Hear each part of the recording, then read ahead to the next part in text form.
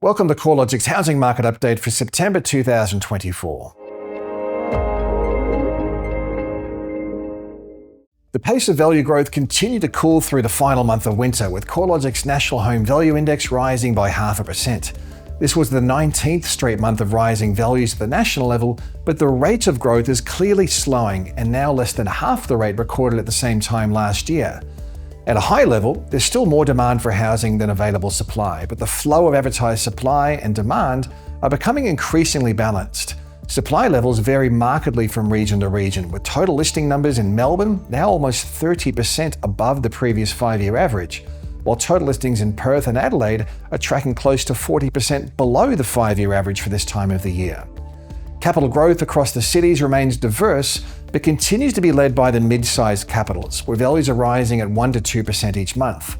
The monthly pace of gains across Sydney has slowed to 0.3%, while Melbourne, Hobart, Canberra and Darwin all recorded a monthly decline in home values. The quarterly trend rate of growth eased in most capital cities through winter, which can be attributed to a combination of seasonality, but also worsening affordability constraints, persistently low sentiment, and lower borrowing capacity.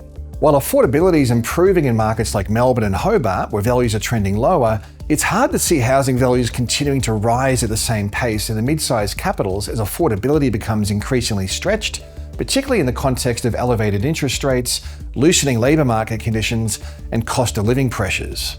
The ongoing outperformance of cheaper markets reiterates the strain on demand. The lower quartile of the combined capital cities market, which makes up the most affordable 25% of dwellings, rose by 2.7% in the 3 months to August compared to a 0.3% lift across the upper quartile. In a similar demonstration of demand being deflected towards lower price points, the quarterly change in unit values was higher than houses in 5 of the 8 capital cities as buyer demand shifts towards the lower price segments of the marketplace, supporting values at the more affordable end of the pricing spectrum. August also marked a few changes in the hierarchy of housing values across the capitals, with the median dwelling value in Melbourne overtaken by Adelaide and Perth, making Melbourne's median the third lowest amongst the capital city markets. This is the first time that Perth's median dwelling value has been higher than Melbourne since February of 2015, when Perth was coming off the highs of the mining boom. It's also the first time in CoreLogic's 40-year median dwelling value series that Adelaide has had a higher median than Melbourne. The higher median dwelling value in Perth and Adelaide relative to Melbourne is a combination of values moving in different directions, rising rapidly in Perth and Adelaide while falling in Melbourne, but it's also a compositional difference in housing stock, where a high proportion of medium to high density stock in Melbourne tends to weigh down the median dwelling value. In Melbourne, about a third of homes are units compared with about 16% of homes in Perth and Adelaide. Switching focus to the rental sector, relief for renters is in sight as growth slows to a halt. Our national rental index was unchanged for a second consecutive month in August, and rents declined in Sydney for a second consecutive month. While rental trends are typically softer through the middle of the year, the annual growth trend is also showing a consistent slowdown in rental rises. Nationally, rent values are up 7.2% in the year to August, which is still more than twice the pre-COVID average, but it's the lowest annual growth rate since May of 2021.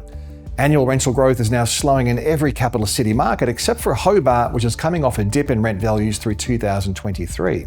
The slowdown in rental growth is attributable to a combination of supply and demand factors. On the demand side, net overseas migration has dropped, with ABS data showing a decline from 165,000 in the March quarter of 2023 to 107,000 in the December quarter, and overseas arrivals data is pointing to a further fall in international student arrivals. Additionally, the latest RBA reporting on average household sizes shows a slight uptick, suggesting share housing or multi-generational family homes may be back on the rise in response to higher rents. On the supply side, investor trends vary from state to state, but nationally investor loans secured were up 10.7% in the year to June. Dwelling completions remain an issue, with a strained construction sector keeping a floor under both rent and purchase prices. The pace of growth across the Sydney housing market has remained in positive territory for the 19th consecutive month, with values up 0.3% in August, adding approximately $3,800 to the median dwelling value. Although values are rising, the pace of growth has lost a lot of momentum since moving through a cyclical high in May last year, when values are rising at a monthly pace of 2.1%.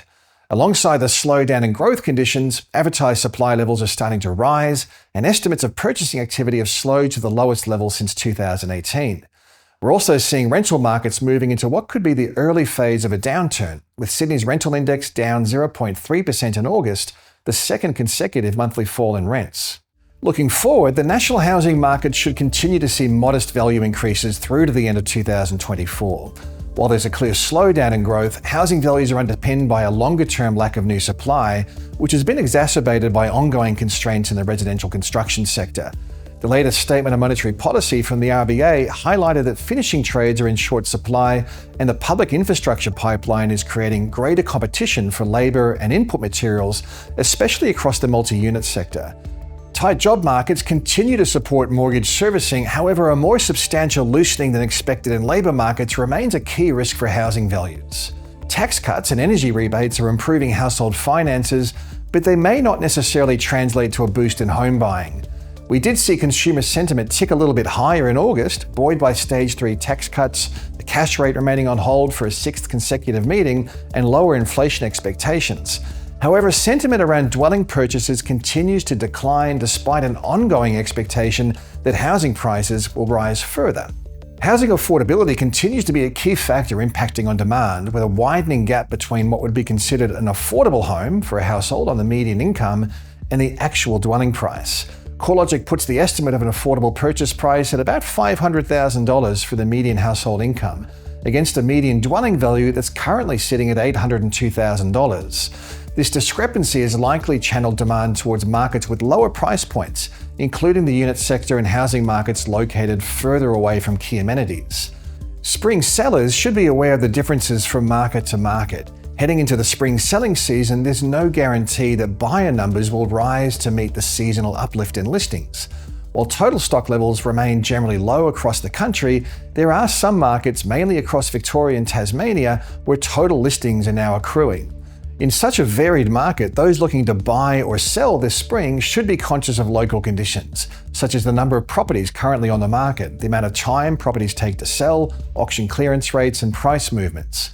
As always, there's plenty to keep an eye on in the housing market. You can stay tuned to all the twists and turns at the research and news pages of the CoreLogic website.